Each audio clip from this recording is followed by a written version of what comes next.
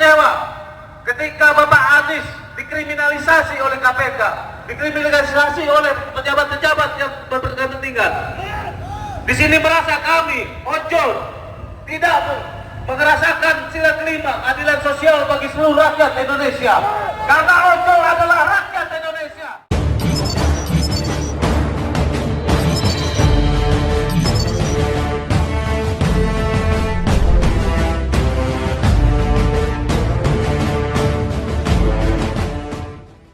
Perwakilan dari relawan doa driver ojol. Belum lama kami mendeklarasikan relawan kami di tanggal 2 di BKT 1000 orang untuk mendedikasikan mereka kepada calon presiden kita Bapak Anies. Tapi kami kecewa ketika Bapak Anies dikriminalisasi oleh KPK, dikriminalisasi oleh pejabat-pejabat yang berkepentingan. Di sini merasa kami ojol tidak merasakan sila kelima keadilan sosial bagi seluruh rakyat Indonesia, karena ojol adalah rakyat Indonesia.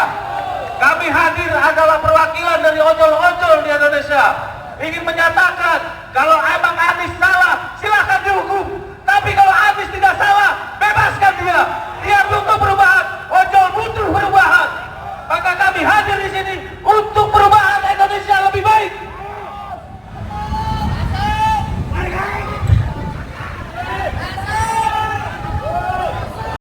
Kalau tidak dibebaskan Bapak Anies dari tuduhan-tuduhan, akan kami ramaikan KPK ini oleh ojol-ojol di seluruh Jabodetabek. Kalau tidak salah ya bebaskan.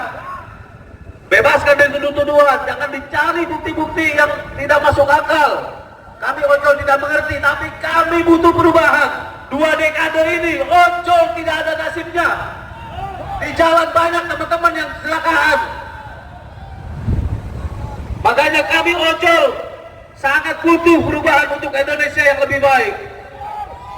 Yang kami mengerti adalah perubahan-perubahan yang untuk menuju Indonesia lebih baik.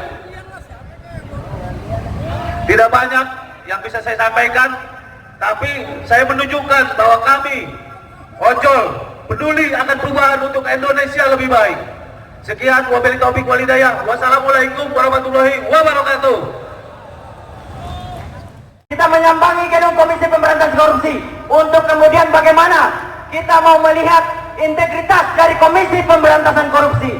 Sampai hari ini kawan-kawan, sejak Undang-Undang Nomor 30 Tahun 2002 dibentuk atas dasar ketidakbecusan kepolisian dan Kejaksaan Agung Republik Indonesia dalam memberantas tindak pidana korupsi, maka lahir satu lembaga yang independen lalu kemudian menjadi gerbong utama dalam memberantas korupsi di negara kesatuan Republik Indonesia, kawan-kawan.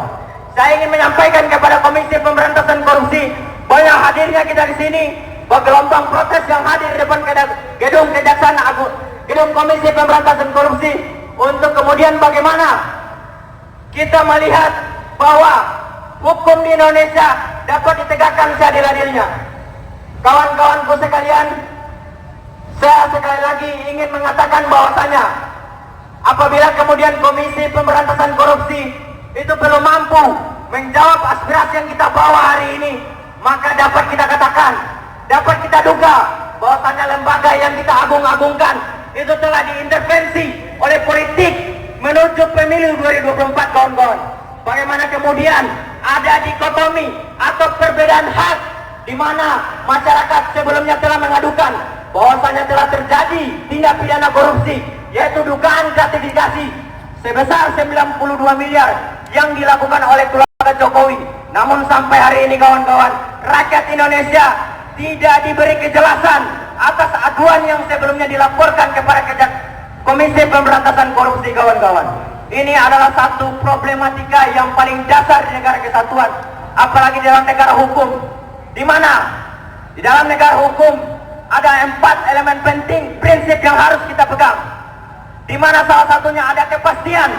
Rakyat hari ini meminta kepastian kepada Komisi Pemberantasan Korupsi, di mana kemudian Komisi Pemberantasan Korupsi atas kinerjanya yang sampai hari ini belum menunjukkan hasil yang optimal, kawan-kawan. Di mana hasil tersebut sejak tahun 2022 sampai hari ini atas kasus yang terjadi di dalam Komisi Pemberantasan Korupsi tentang banyaknya pelecehan narapidana yang ditahan, lalu kemudian sampai juga hari ini belum mendapat tanggapan kepada Komisi Pemberantasan Korupsi, kawan-kawan. Saya ingatkan sekali lagi bahwa gelombang protes hari ini adalah aksi nyata, bentuk nyata atas permasalahan hukum yang terjadi di negara Kesatuan Republik Indonesia, kawan-kawan. Di mana kemudian hari ini independensi, integritas KPU terberangus dalam metafora kebohongan, kawan-kawan. Ini ada menjadi satu problematika yang secara serius harus kita cerna, kawan-kawan. Kita harus mengawal kasus yang sebelumnya masyarakat adukan, yaitu perwakilan juga kelompok kita. Namun sampai hari ini Komisi Pemberantasan Korupsi belum mampu menjawab apa yang kita sampaikan.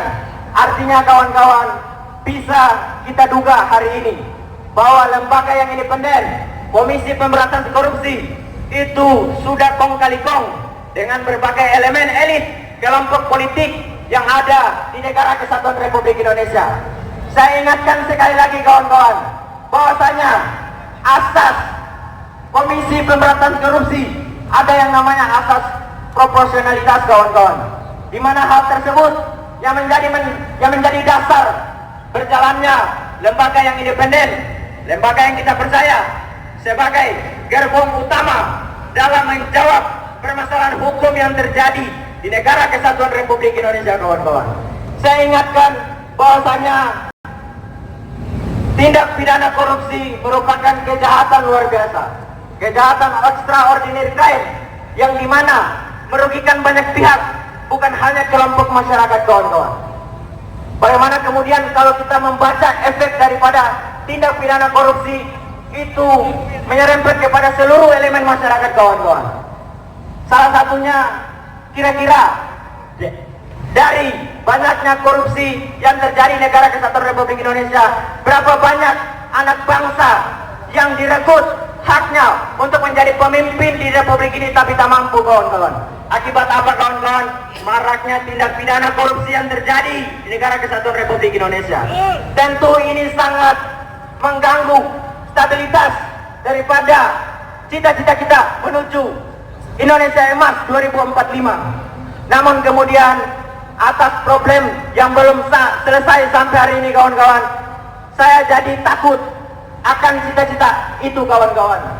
Bagaimana tidak, banyaknya permasalahan hukum, banyaknya aduan yang tidak diselesaikan, cita-cita yang kita gaungkan akan menjadi Indonesia Cemas 2045, kawan-kawan. Tentu ini adalah masalah umat, masalah bangsa, bukan hanya tentang kepercayaan kita kepada satu bangsa, tapi kemudian ada tanggung jawab berat yang kita pegang, kawan-kawan.